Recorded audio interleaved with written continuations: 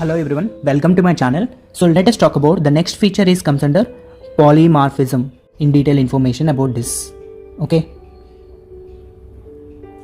Polymorphism. Polymorphism means one class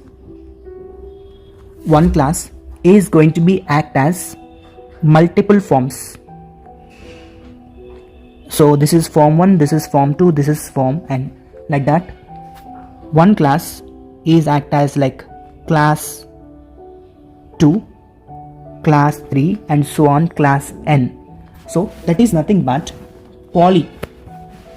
Poly means, see, basically this polymorphism is two Greek words. Okay, so that is nothing but poly and morphs. So total two Greek words. That means poly means many, morph means forms.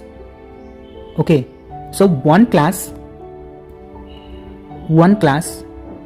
act as multiple forms.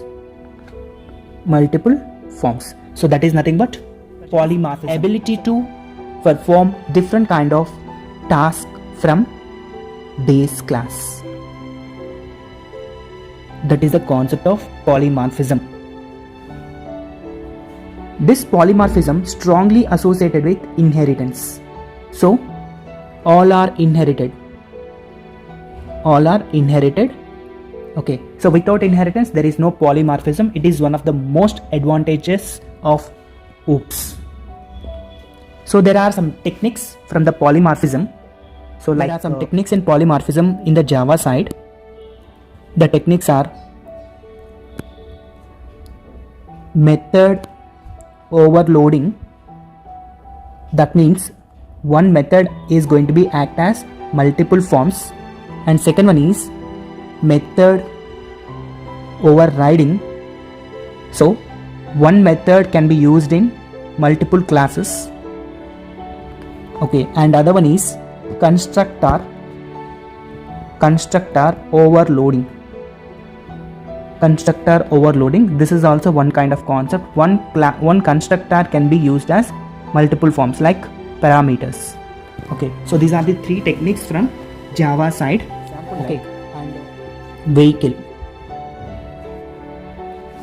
vehicle is one superclass.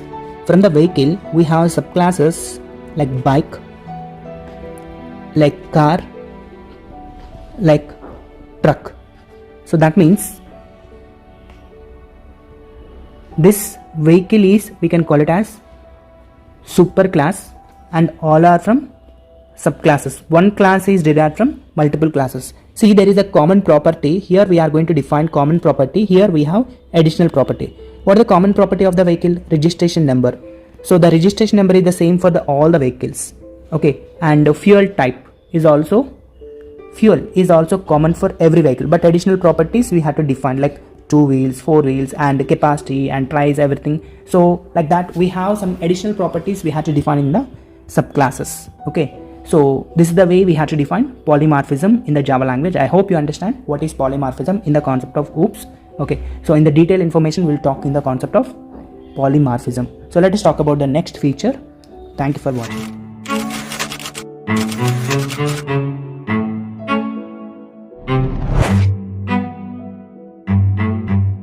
If you have any questions, let me discuss in the comment section, and thank you for watching.